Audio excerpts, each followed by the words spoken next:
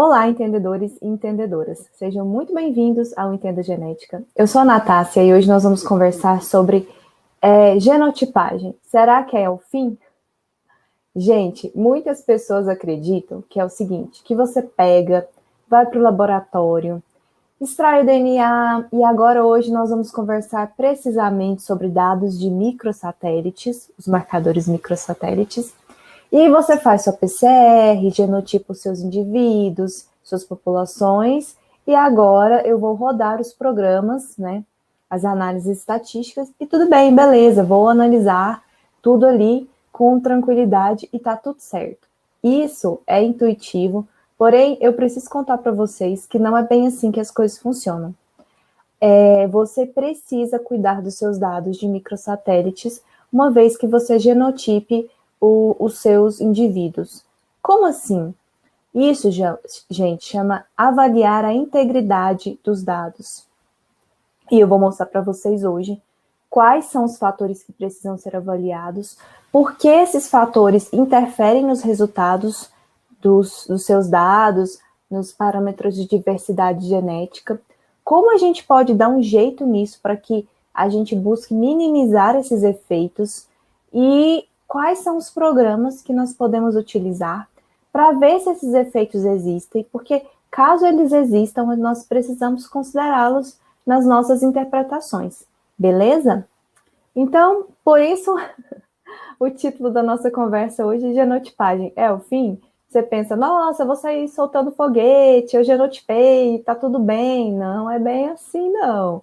Então, vamos conversar sobre integridade de dados de microsatélites, uma vez que você faça essa genotipagem. Gente, mas antes de mais nada, vamos tentar entender, só recordar aqui o que seria marcadores microsatélites. Os marcadores microsatélites, eles são regiões no genoma amplamente distribuídas, ou seja, você consegue encontrá-los em todo o genoma, distribuídos ali, não em locais específicos. São regiões não codificantes, ou seja, essas regiões, elas não entrarão na cascata de produção de proteína, elas não norteiam a tradução em um aminoácido, elas não têm uma informação relevante, então, para a produção de proteína. E, então, por isso, elas são tidas como regiões não codificantes.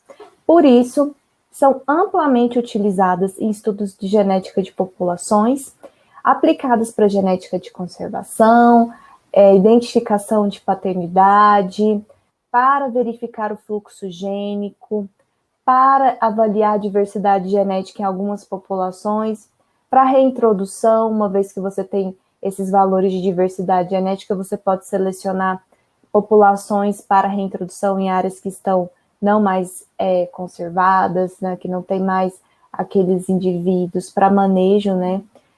Para você acompanhar, por exemplo, quando a gente tem um evento, por exemplo, eu tenho ali uma hidrelétrica, então você pode fazer um monitoramento da fauna e flora, da diversidade genética a partir desses marcadores ao longo dos anos, para a gente ver o efeito do impacto na diversidade genética desses indivíduos. Mas por que ele é tão usado assim para esses estudos, né? Porque, gente, por ele ser um marcador neutro, eu posso fazer questões não relacionadas à seleção. Ou seja, eu posso avaliar deriva genética, posso avaliar questões de fluxo gênico, né? Eu posso avaliar a endogamia, porque daí eu não estou pensando nos cruzamentos preferenciais. Enfim, eu posso avaliar infinitas coisas simplesmente porque eu não tenho a seleção atuando ali. Então, é um marcador, por isso a gente fala que é um marcador neutro, beleza? E aí, qual é a característica, então, deste marcador molecular? Os microsatélites, eles são sequências, pequenas sequências repetidas em tandem. O que seria tandem? Tandem é lado a lado. Então, são nucleotídeos que são repetidos lado a lado em regiões específicas do DNA.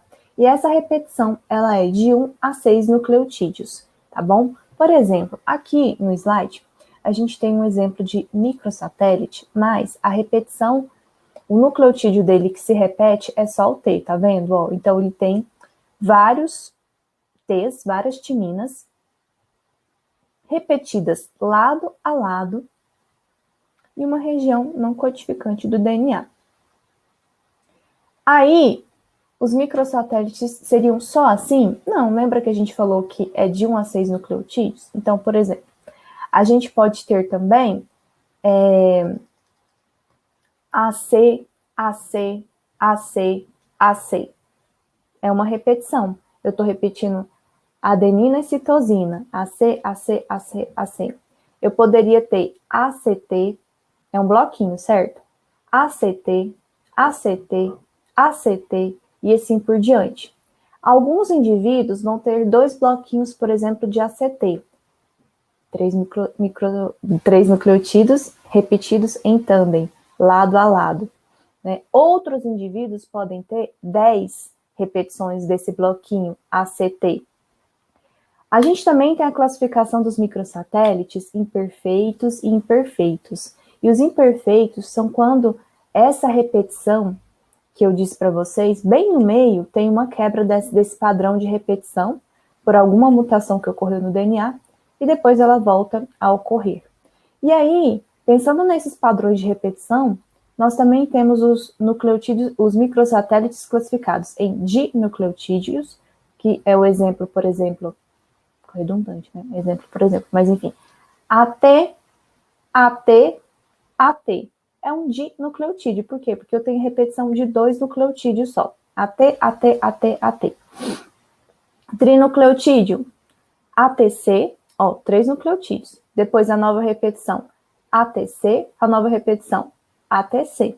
Percebam, então, que eu tenho 3 nucleotídeos repetindo lado a lado. E aí a gente tem, então, os microsatélites que são monomórficos e aqueles que são polimórficos. Quando eu falo mono, o próprio nome já diz, né? Não, mono, um nucleotídeo. Se eu estou investigando genética de populações, eu preciso de um marcador que seja informativo. Se o meu marcador, ele não me traz informação, ou seja, se em todos os indivíduos ele é a mesma coisa, eu não tenho variação, como é que eu vou distinguir os eventos que estão ocorrendo ali? Certo que às vezes a região ela realmente é daquele jeito, a diversidade é baixa, mas você tem que ter um critério para fazer a seleção dos seus microsatélites e perceber se aquela é a característica da sua população ou se aquela é uma característica do seu marcador genético. Então, a gente busca nas populações caracterizar a diversidade. Para isso, eu preciso de um marcador polimórfico. Poli, a gente já viu, né? Poli, muitos, vários polimorfismos. Ah, Natácia, e quando é que eu tenho um marcador polimórfico? Quando eu considero esse marcador polimórfico? Quando você tem uma variante, um alelo, que ele ocorre numa frequência maior do que 1% nas suas populações. Aí a gente considera que esse marcador seja um marcador polimórfico, beleza?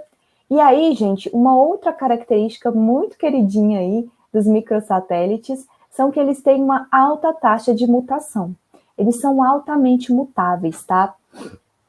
Então, às vezes você encontra microsatélites que eles têm uma taxa de mutação de 10 a 100 vezes maior do que outras regiões do genoma. Isso é muito legal. Por quê? Porque se ela tem muita mutação, ela tem uma grande variação genética, ela tem grande número de alelos possíveis ali de existirem. Essa taxa de mutação elevada dos microsatélites, vamos pensar um pouquinho, por que seria? Por que algumas regiões do genoma têm e ele não? Se ele está numa região não codificante, quer dizer que ele não vai levar a um processo de produção de proteína, ele não tem um código para isso, ele não precisa, entre aspas, ser uma revisão muito acurada da polimerase.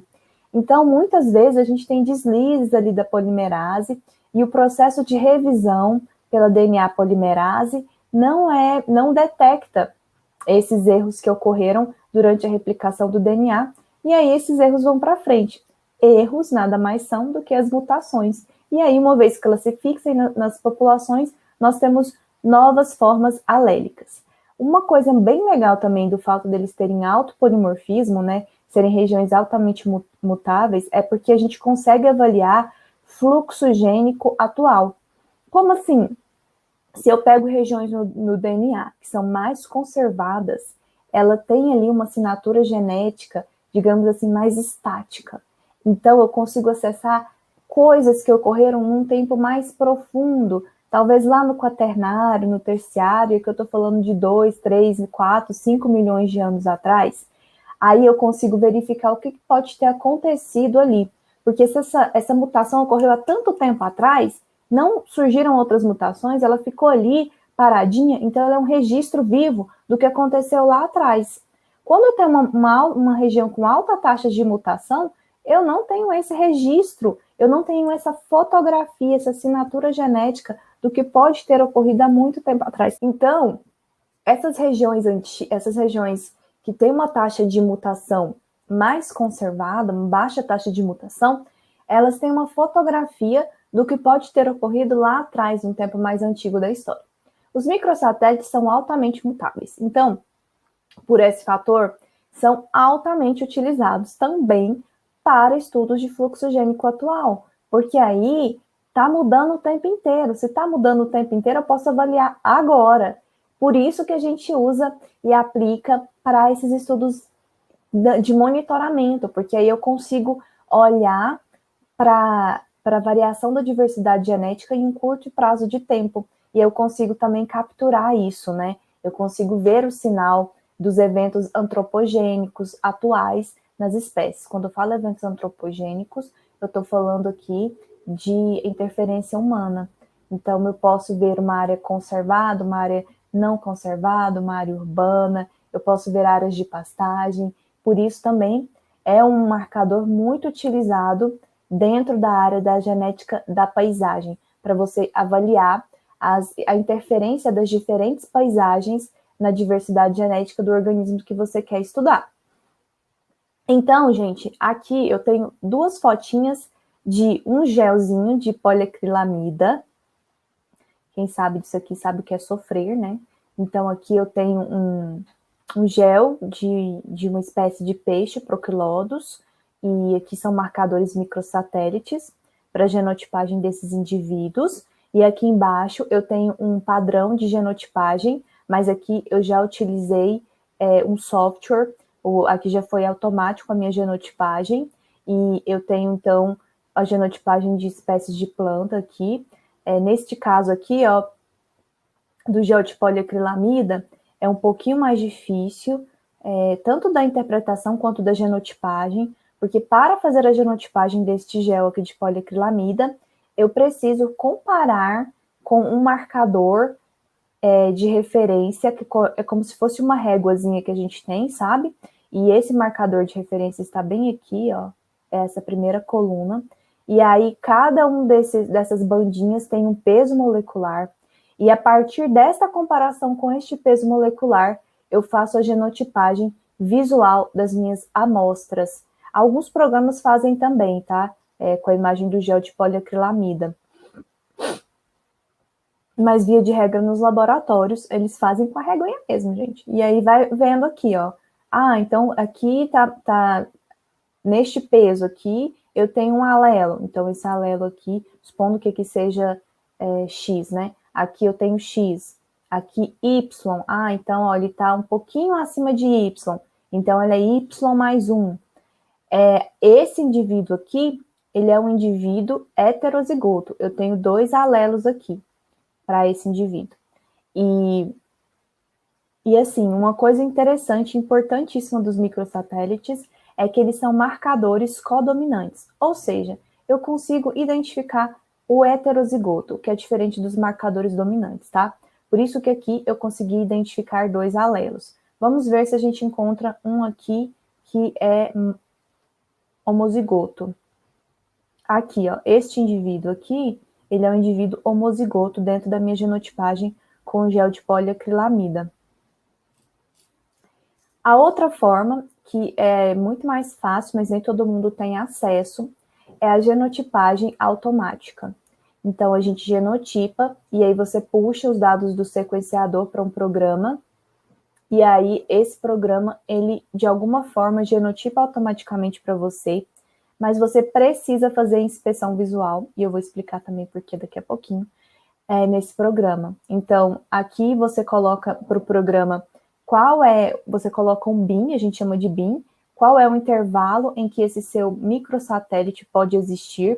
Então, quando a gente pega um microsatélite e coloca nas nossas populações, a gente tem a descrição dele na literatura, caso nós não tenhamos desenvolvido esse microsatélite, e aí o pessoal coloca assim, esse microsatélite, ele vai de 120 pares de base até 320. Então, você sabe que os seus alelos, eles só podem estar inclusos nesse intervalo que eu falei, de 120 a 320 pares de base. Aí você conta para o programa, esse primer, ele pode ocorrer de 120 a 320 pares de base.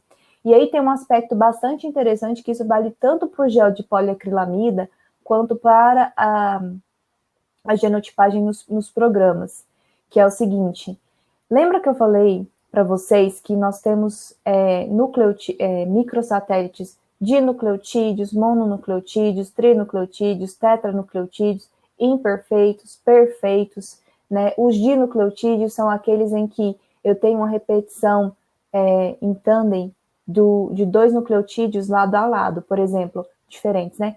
AT, AT, AT. O tetranucleotídeo, eu tenho 4 nucleotídeos lado a lado em repetição. Então, ACT, G, ACT, G, ACT, G. Isso significa que a mutação dessas regiões, elas também seguem esse padrão, elas tendem a seguir esse padrão de bloquinhos, né? Que a gente chama motif, ou motivo de repetição.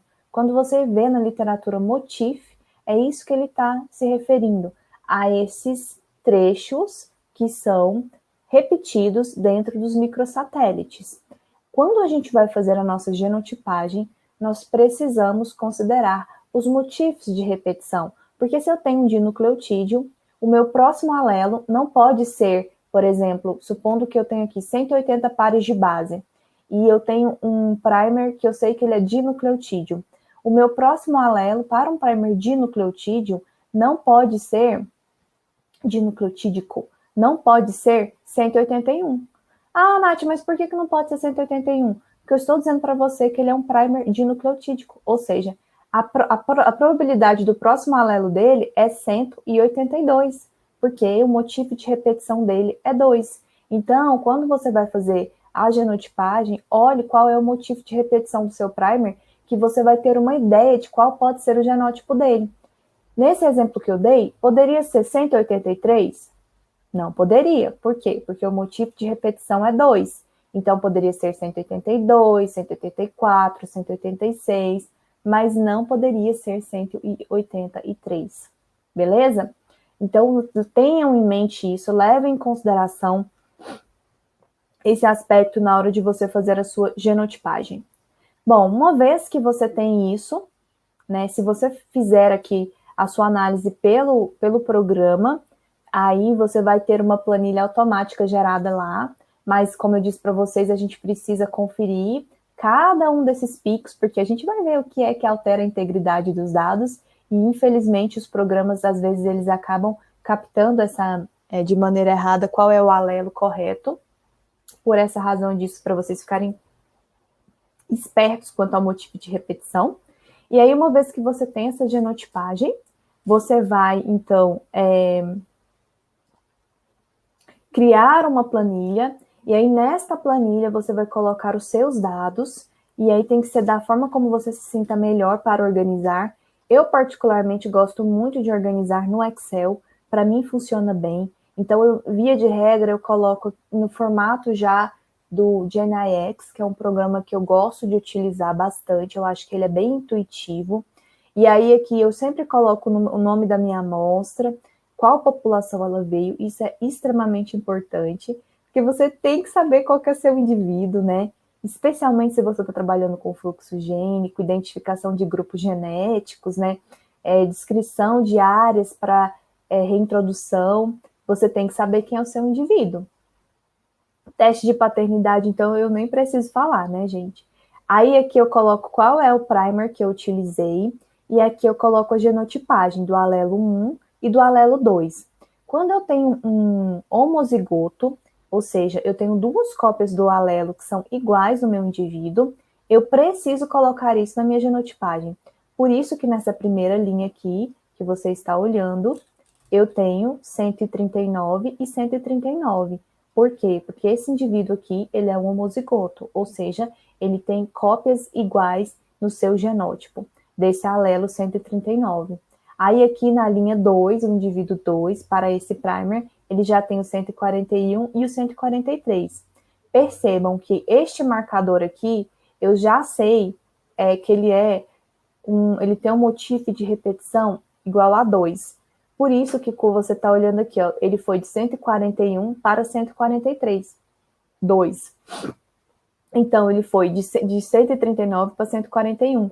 Eu não poderia genotipar aqui, por exemplo, 139 para 142, por exemplo. Não poderia ser possível, porque eu já sei que o motivo de repetição dele é 2. Então, quando você vê uma genotipagem assim, você já pode ficar atento de que talvez tenha havido um equívoco na maneira como as pessoas genotiparam, especialmente quando eu trato de gel de poliacrilamida. Por quê? Porque o gel de poliacrilamida, muita gente vai no olhômetro, muita gente pega a reguinha e vai comparando, e não leva em consideração essas questões de motivo de repetição. Aqui eu tenho uma outra forma também de organização de dados que as pessoas gostam de organizar em blocos de nota, em que elas colocam aqui o alelo delas, e aí o alelo delas vai ficar bem juntinho, tá vendo? 139, 139, igual o que eu tinha colocado lá. Aqui eu coloquei 1, mas você poderia ter colocado o nome da sua população. Ups, não importa, é só uma maneira de organizar. Tô mostrando porque cada um organiza de um jeito. Então, ó, 139, 139. Cada 3 é um alelo, né? Cada 3 algoritmos é um alelo. E aí, aqui tem gente também que gosta de colocar uma barrinha. E aí você deve estar se perguntando, nossa, mas por que você ficou explicando isso, essa questão da genotipagem, tanto tempo? Gente, simples, porque se você genotipa errado, há uma grande chance dos seus dados, a partir daí, já estarem errados, né? Então, começa na genotipagem. Se você genotipou errado, imagina só, os seus parâmetros estarão calculados de forma equivocada, porque você está baseando a sua interpretação numa variação que não existe, que pode ser uma variação para mais e pode ser uma variação para menos. Então, por isso que esse aqui, a genotipagem, é o primeiro aspecto que eu quis conversar com vocês sobre integridade dos dados de DNA, porque ela já começa nesse primeiro processo de avaliação. Inclusive porque essa genotipagem errada, ela pode também implicar em interpretações erradas dentro da integridade dos dados, tá bom? Ok, então agora a gente vai conversar especificamente sobre essa questão da integridade dos dados. Como assim? Olha só, a gente vai conversar hoje aqui basicamente sobre 3 aspectos. O primeiro deles vai ser os alelos nulos, o segundo vai ser stutters e o terceiro, alelo dropout. E aí, o que acontece dentro dessas 3 possibilidades de erros que ocorrem nos nossos genótipos? Geralmente, isso se dá por 2 aspectos. O primeiro deles é na própria PCR. A PCR tem alguma coisa que deu errado ali e que leva a erro. Sim, nós temos erros durante a nossa reação da cadeia de polimerase. E eu vou explicar para vocês quais podem ser, mas a gente também tem esses erros, e esses erros levam a problemas na nossa genotipagem, tá? A outra coisa é quando você tem um indivíduo que sofreu uma mutação bem na região em que o primer vai parear durante a PCR. E aí você tem um pareamento equivocado ou um não pareamento daquela região. Se você não tem um pareamento daquela região no primer, o que vai acontecer? Não vai acontecer, né, gente? Não vai ter reação de cadeia da polimerase, porque a DNA polimerase não vai saber aonde é que ela vai começar a agir.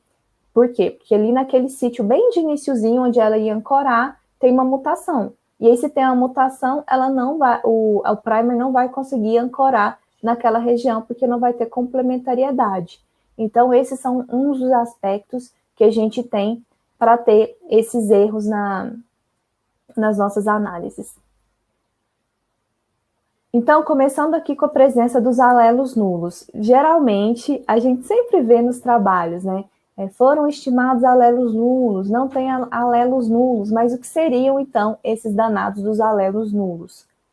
Quando você tem um ou mais alelos que eles não amplificaram durante a sua PCR, você tem presença de alelo nulo. Você tem presença de quem não existe. Você tem presença de quem deveria existir. E aí, quando você tem presença de quem deveria existir e não existe, você pode estar subestimando a sua diversidade genética. E como é que isso existe? Como assim? Eu genotipei, o alelo tinha que estar lá e não está. Às vezes você até pensa assim, nossa, mas eu repeti esse indivíduo aqui 1000 vezes e não dá certo, o DNA dele não presta. Não, às vezes, simplesmente, esse indivíduo carrega com ele, você teve o azar de ter alelos nulos na sua população. De repente, esse indivíduo tem uma mutação no sítio ali em que o primer, durante a PCR, iria ancorar. E porque não há essa complementariedade, ele não ancora. E se ele não ancora, ele não amplifica. E se ele não amplifica, ele não te conta qual é o alelo que existe naquela população. Então, de repente, as falhas na sua reação são alelos nulos, pulando ali na sua frente, sambando na sua cara. Então, os alelos nulos é isso. É um ou mais alelos que não amplificaram durante a sua PCR. E por que é importante você fazer essa caracterização? Porque lá na sua interpretação, se você tiver muito alelo nulo, quer dizer, muita ausência de alelos que deveriam estar ali, mas não estão, aí você vai considerar isso na sua interpretação. Olha, a diversidade genética aqui foi muito baixa, mas a gente tem que levar em consideração que esses primers que eu desenhei, que eu utilizei, são primers que encontraram alelos nulos, né, que não genotiparam. Aí, como é que você pode contornar essa situação? Bom, a primeira delas é que se ela já existe, né, aí você tem que considerar isso na sua interpretação. Você tem que, para descobrir isso, utilizar software para detectar a presença ou ausência de alelos nulos, e isso diz quão confiável é o seu dado, porque se eu não consigo detectar o alelo, a minha confiança não é tão legal assim. O que eu estou inferindo ali, de repente, não é só isso, tem mais coisa ali por trás, né? E aí, então, eu tenho que levar isso em consideração a partir dos pacotes estatísticos, como eu mencionei. A outra forma é, antes de eu jogar nas minhas populações, de eu amplificar todos os indivíduos, geralmente a gente faz o seguinte quando trabalha com microsatélites. Pega uma população e caracteriza essa população com seus marcadores microsatélites e faz a análise da integridade dos dados para ver quais primers podem permanecer nas suas populações, tá? Então, às vezes você vai gastar um dinheirão e o seu primer é polimórfico, às vezes você vai gastar um dinheirão e ele é altamente rico em alelos nulos. E aí?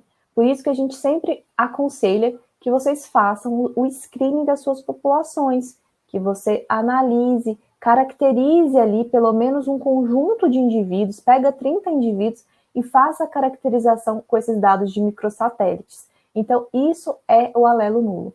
O contorno disso é, uma vez que você detectou, você elimina, né, esse alelo, esse primer, mas, gente, alelo nulo é comum. Eu não estou falando para você, ai, meu Deus, tem um alelo nulo aqui no meu dado, vou sair cortando o primer. Não, não é isso. Tem níveis e níveis de presença de alelo nulo, é normal isso acontecer. A gente só tem que considerar isso nas nossas interpretações e no screening, se eu tiver um muito bizarro, com muita quantidade de alelo nulo, eu não vou usar, até porque pode interferir no conjunto de dados total, essa presença tão elevada de alelos nulos nos meus indivíduos. Você precisa, para contornar essa situação, desenhar primers que ancorem de maneira correta no seu organismo, na sua sequência do DNA que você quer amplificar. Às vezes a gente compra primer um pouco barato, primers não tão específicos, né? Primers mais universais. E aí um dos riscos dos primers mais generalistas é que ele vai, então, ancorar, ele vai parear em uma região do DNA que não tem complementariedade. Então, é verificar o seu primer. Geralmente, alelo nulo não é problema de concentração de DNA, de quantidade de DNA, de qualidade de DNA. Pode saber que é um sítio que ocorreu uma mutação e aí você tem que avaliar o seu primer, beleza? Então, este é o primeiro aspecto quando eu vou avaliar a integridade dos dados de microsatélites. Vamos para o segundo, famoso, famigerado, aquele que ninguém gosta de saber, que é o stuttering. Quem gosta de stuttering? Ninguém gosta de stuttering. Gente, stuttering vem do inglês stutter. E stutter é gaguejar. Gaguejar, literalmente gaguejar. E aí, eu vou mostrar para vocês um exemplo de stuttering aqui. Num gel de poliacrilamida. Peraí. Vocês conseguem ver aqui, ó, que a gente tem como se fossem umas bandinhas bem clarinhas aqui. Nesse indivíduo aqui também a gente tem 3 bandas, tá vendo, ó? 3 bandas. Não tem como o indivíduo ter 3 bandas, porque ele é diploide. Então, essas bandazinhas que aparecem aqui atrapalhando a sua genotipagem é o stuttering. É o stuttering. Por isso que você precisa saber os motivos de repetição para você ver qual dessas bandas aqui são as bandas reais e quais não são. Não é simplesmente porque está mais forte no gel, não. Aqui, por exemplo, ó, o que eu tenho? Olha, aqui o stuttering. Só que esse daqui, ele não vai prejudicar tanto a minha genotipagem. E aqui está tranquilo, eu consigo identificar o pico. Mas olha ele aqui. Aqui o safado do stuttering, tá vendo? Aqui também. Então, esses exemplos eu peguei para vocês, estão lindos, maravilhosos, maravigoldes. Por quê? Porque eu consigo identificar qual que é o primer principal, e eu sei que esse motif aqui é 2, eu já sei direitinho como é que funcionam os meus alelos nas populações. Esse primer já era descrito, tá? Mas, às vezes, o stuttering, ele fica tão grande quanto o seu alelo, e aí para você identificar isso, é difícil. Aí você tem que fazer o quê, então? Avaliar o seu motif de repetição e levar em consideração um aspecto que pouca gente fala, que é o seguinte: o que é o produto alélico total? O seu produto alélico total. O seu alelo, o que é o seu alelo? Quantos pares de base ele tem? Esse é o produto alélico total. Mas o produto alélico total, ele vai ser o seguinte: ele vai ser a altura do alelo, e aqui a gente está falando do produto alélico total. Eu estou fazendo assim, mas ninguém está vendo o que eu estou querendo fazer, né? Aqui, ó, vamos circular, vamos olhar esse exemplo aqui. O meu produto alélico total é o meu alelo, a altura do meu alelo, então esse azão aqui, mais os picos que eu tenho de stutter. Os picos de stuttering, esse processo, são pequenas alterações que ocorrem no tamanho do alelo durante a PCR. Então, esses erros na PCR, eles são contabilizados. Mas lembrem que PCR são várias e várias cópias que ocorrem de uma determinada região. Então, algumas vezes, a DNA polimerase dá uma erradinha e aí ela cria essas cópias em menor frequência desses alelos com um nucleotídeo a mais ou um nucleotídeo a menos, que vão ficar ao redor do meu alelo principal. Por isso que a gente está falando sobre produto alélico total, que seria o seu alelo real. Então, ele vai ser o seu back stutter, ou seja, o seu gaguejamento anterior ao seu alelo, por isso que aqui a gente está colocando A-1, ou seja, o tamanho do alelo, menos 1, mais o alelo efetivamente, o tamanho dele efetivamente, que aqui a gente vai chamar de A, mais o tamanho do alelo mais 1, tá? Ou seja, o tamanho do alelo mais um stutter à frente. Tanto que o pessoal sempre quando vai genotipar fala, isso aí é um A mais, um A a mais. É por causa disso, tá? Por causa dessa, digamos assim, dessa fórmula matemática. Então, Se tem o A menos e o A mais, a altura, o meu produto alélico, porque esse aqui, esse A menos 1 e esse A mais 2 se eliminam, o meu produto alélico na minha fórmula é o tamanho do alelo. Só que eu preciso considerar isso, então. Sempre eu vou olhar o meu alelo e vou olhar o back stutter e o front stutter.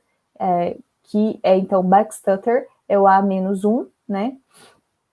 Que é esse erro que a gente tem, né, no tamanho dos alelos. Esse aqui não é o alelo real, embora a gente perceba que ele foi amplificado, sim, um pouquinho dele.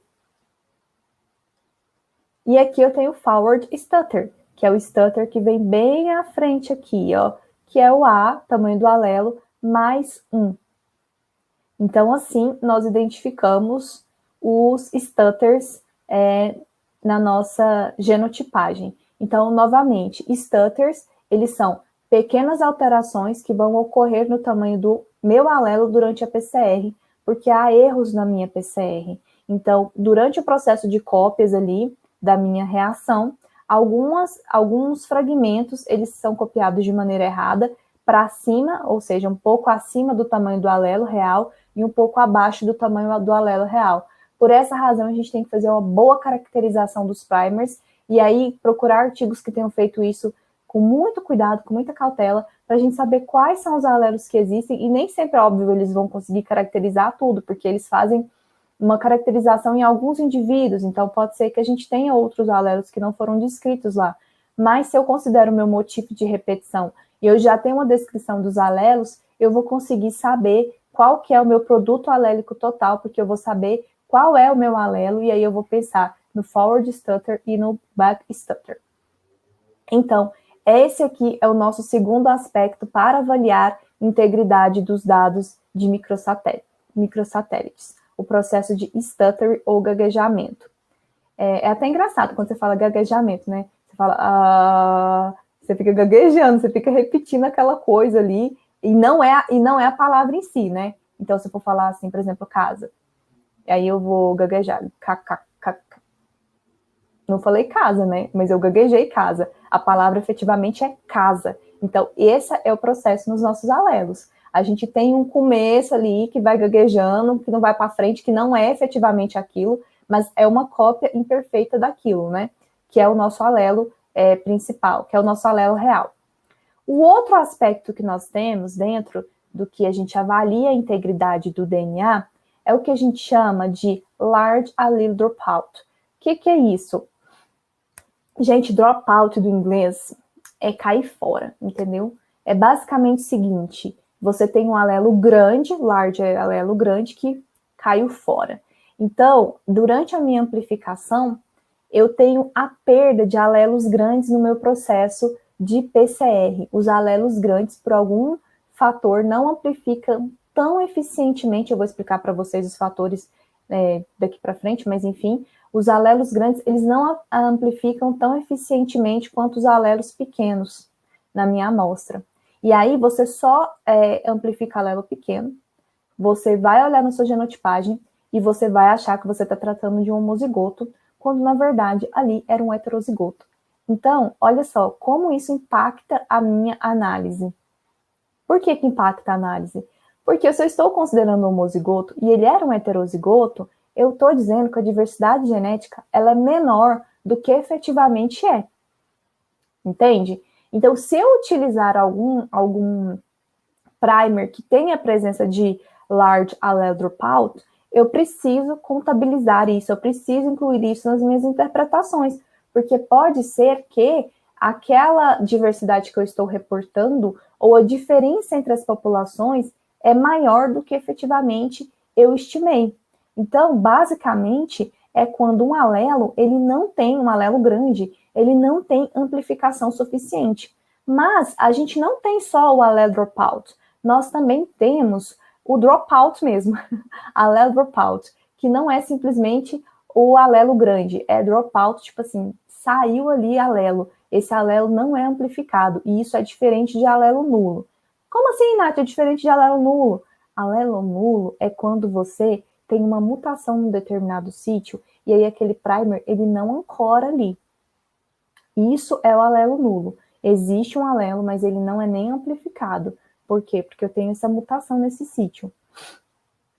Então, aqui eu vou mostrar para vocês um exemplo também para o allele dropout, né? Então, pode ser, quando eu tenho um allele dropout, diferente do large, né? Quando eu tenho um dropout do... Peraí. Diferente de quando eu tenho um large allele dropout, que eu tenho uma eliminação do meu alelo maior, quando eu tenho o allele dropout, pode ser que até as duas cópias, elas sumam ou falhem na amplificação.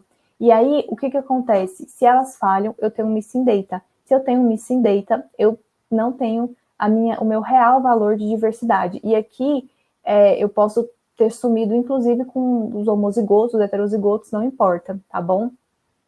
Simplesmente esse alelo some. Então, a gente tem aqui 2 processos em que isso pode ocorrer. A primeira delas é aqui na minha amostra de DNA. Se na minha amostra de DNA eu tiver um DNA degradado, um DNA instável, uma concentração muito baixa de DNA, pode ser que eu tenha o problema na amplificação. E aí, por exemplo, aqui eu tenho 2 alelos, o alelo vermelho e o alelo azul.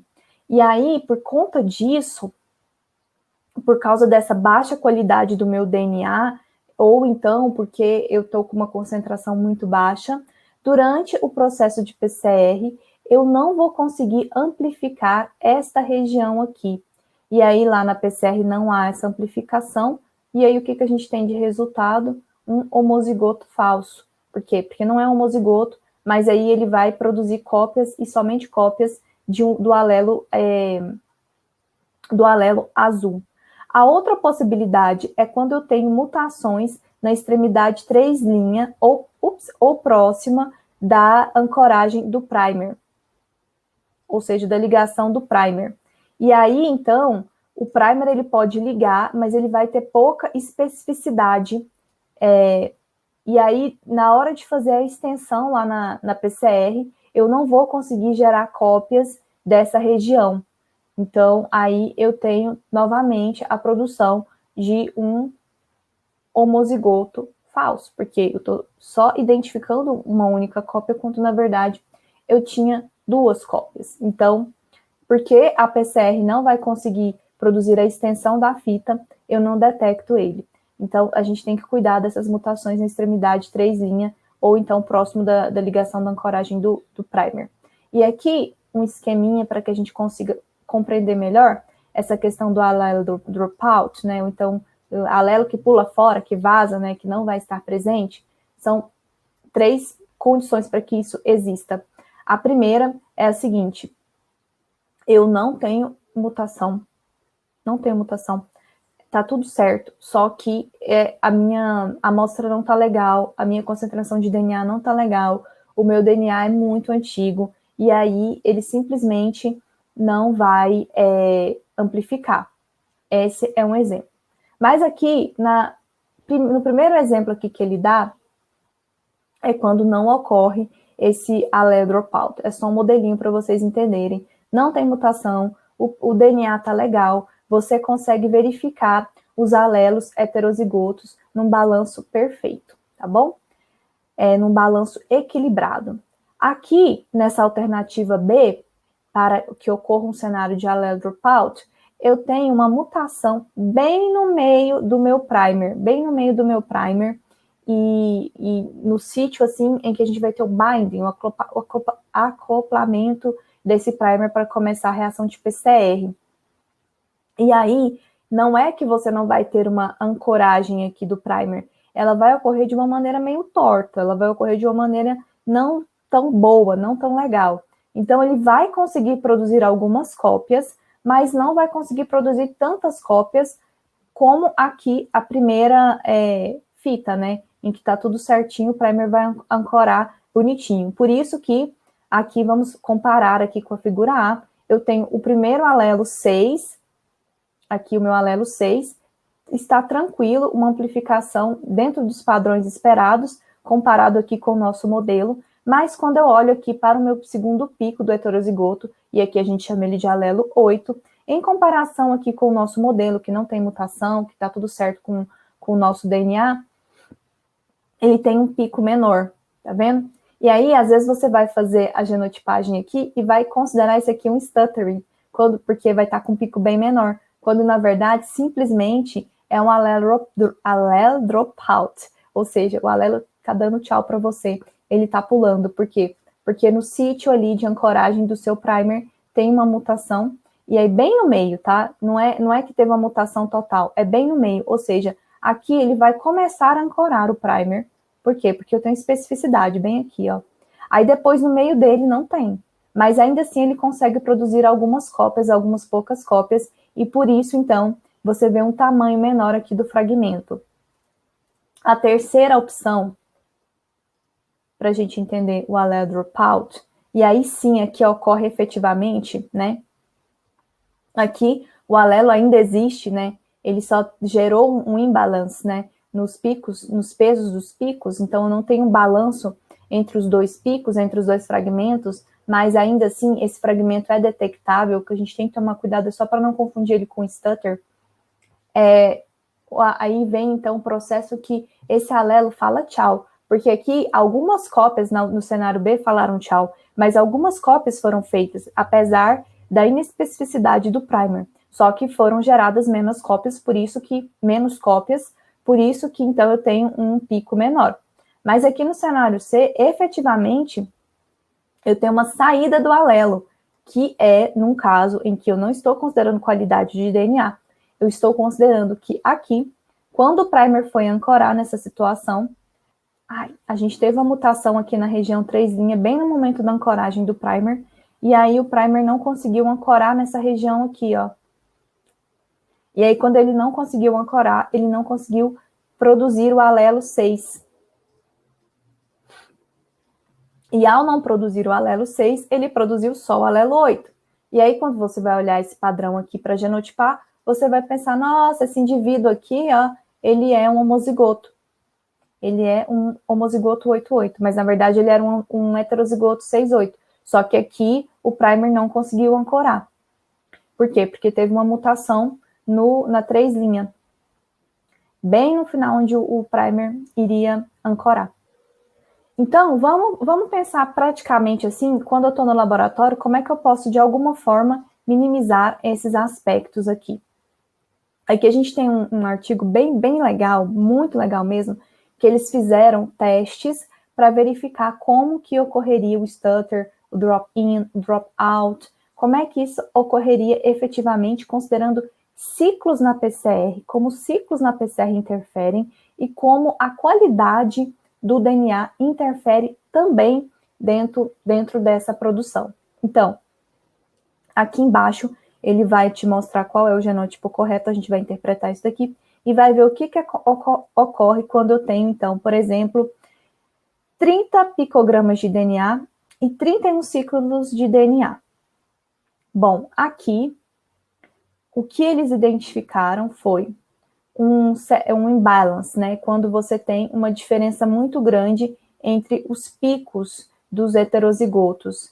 Então, eles não estão do mesmo tamanho. Tem um imbalance porque um fragmento foi mais amplificado do que outro fragmento.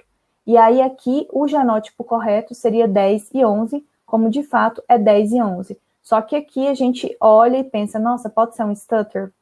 Não, nesse caso aqui, não é um stutter, gente. Lembrem sempre, quando você for caracterizar o stutter, daquela fórmula. O que é o produto alélico? A mais, ou A menos, mais o A mais A mais. Então, um A mais, um A menos e o próprio produto alélico. E aí você consegue identificar o padrão de stutter. Mas aqui, então, eu tenho eu tenho concentração de DNA e 31 ciclos, e eu encontrei aqui esse imbalance dos alelos, tá? Aqui eu tenho um exemplo de allele dropout. Novamente, ele colocou 30 picogramas de DNA e 31 ciclos para amplificação. E aqui ele deveria ter um genótipo 12 e 14, e ele só encontrou o alelo 12, ou seja, eu tive um dropout, um abandono do alelo 14 aqui na minha PCR. O outro exemplo seria uma alta quantidade de stutter. alta quantidade de stutter.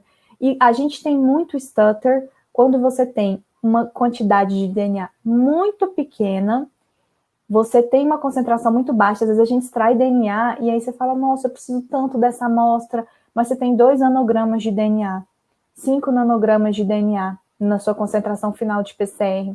E aí, o que você pensa? Já sei, eu vou aumentar os ciclos da PCR, porque se eu aumentar os ciclos da PCR, eu vou aumentar o número de cópias e, portanto, eu teria uma maior chance de conseguir amplificar com sucesso a minha região. Sim, mas você pode pagar um preço alto para isso, porque quando você faz isso, você também aumenta a quantidade de stutter, de possibilidade de stutter. Então, olha, vamos comparar aqui esse indivíduo aqui com esse padrão aqui de amplificação com esse daqui, ó, a quantidade de stutter que eu tenho. Por quê? Porque aqui ele usou 10 picogramas de DNA e 31 ciclos, ou seja, a mesma quantidade de ciclos, mas ele usou muito menos DNA. Ele usou 3 vezes menos DNA em comparação com esses padrões aqui, ó, que ele utilizou 30 picogramas de DNA.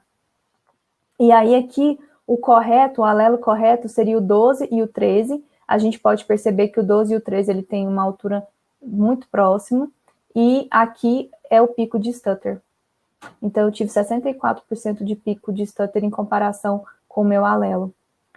E também a mesma coisa a gente percebe aqui sobre o alelo drop-in, né, que é a produção de pequenos fragmentos, de vários fragmentos. Se drop-in, drop-out é saída de alelos, drop-in é entrada de alelos que efetivamente não existe, né, drop-in, entrada. Então, isso se dá quando a gente tem contaminação, né, a gente pode encontrar esses alelos que não existem, ou simplesmente fragmentos aleatórios que foram amplificados ali erroneamente. Isso se dá quando você tem uma concentração muito pequena ou uma qualidade muito ruim de DNA e faz vários ciclos, aumenta esses ciclos. Então, aqui essa genotipagem correta seria 18 e 19, mas em virtude disso a gente conseguiu captar aqui um alelo, entre aspas, 16. Beleza. E aí, como é que eu faço então para avaliar essa integridade dos meus dados, né? Como que eu resolvo isso? Gente, a gente tem alguns programas estatísticos que fazem isso. O GenMapper é um programa que ele vai fazer a sua genotipagem de maneira automática quando você usa o sequenciador, mas ele não avalia isso, então você vai ter que fazer visualmente essa avaliação lá, identificar qual é o seu verdadeiro alelo, porque a partir dessa identificação apropriada, aí você consegue minimizar esses erros de genotipagem, né, que seriam qual que é o alelo correto lá, quando você tem um stutter, você tem que saber qual que ele é. Se você genotipar errado, pode ser que ele considere algum desses fatores que eu disse para você, já está errado, né, para começo de história. Você já vai estar com um dado errado. Mas então no GenMapper você já pode ir fazendo essa inspeção visual com essas características que eu expliquei para vocês aqui, que devem ter dentro de uma genotipagem. A mesma coisa vale para quando você faz a genotipagem manual, quando você faz por genotipagem com eletroforese em poliacrilamida. O programa que a gente usa para avaliar, para ver se tem stuttering ou não, se tem a exclusão dos alelos grandes, ou large allele dropout, ou a presença de alelos nulos, né, em todos os losses ou em alguns losses na sua população, é o microchecker. E o Arlequim a gente pode usar para verificar se tem equilíbrio ou desequilíbrio de ligação nos nossos alelos, e isso daí, nos nossos losses, é um tema para uma próxima aula, porque equilíbrio de ligação também tem que ser considerado um aspecto de avaliação dentro da integridade dos nossos dados. E qual que é o jeito certo e qual que é o jeito errado de fazer essas coisas que a gente conversou? Olha, o jeito certo é você ter um DNA de excelente qualidade, você ter uma concentração de DNA adequada para suas análises, você ter primers também muito bem desenhados para que eles ancorem de maneira específica no seu DNA e que você faça a avaliação dos seus locos para verificar se eles têm stuttering, se eles têm dropout, se eles têm alelos nulos e considerar isso nas suas interpretações e, mais do que isso, fazer um screening antes desses primers e caracterizá-los para ver se eles são adequados para suas análises, tá bom? O jeito errado é você negligenciar isso, Por quê? Porque lá nas suas análises, no final delas, você vai ter uma interpretação, talvez, de uma diversidade genética que poderia ser muito maior e que não é. Por quê? Porque você não considerou que existem alelos que podem não ter sido amplificados nesse processo. E a gente tem que contar isso para as pessoas, tá bom? Para quem lê o nosso trabalho. Então, gente, quando eu detecto os erros, eu vou conseguir interpretar de maneira adequada os meus dados microsatélites. E essa é a mensagem que eu tenho para vocês hoje. Tenho em mente que não é um processo fácil o tratamento dos dados, mas com certeza você vai ter um sucesso maior se você fizer isso. Por quê? Porque vai estar certo o seu trabalho. Se você não fizer, vai estar errado. Simples desse jeito, tá bom? Se você gostou desse conteúdo, se você acha que pode ajudar alguém, compartilha, manda para as pessoas, para quem trabalha com microsatélites, que eu tenho certeza que pode ajudar. Vamos formar uma comunidade aqui sólida e forte e unida no que consiste na interpretação de dados em evolução molecular. Até breve!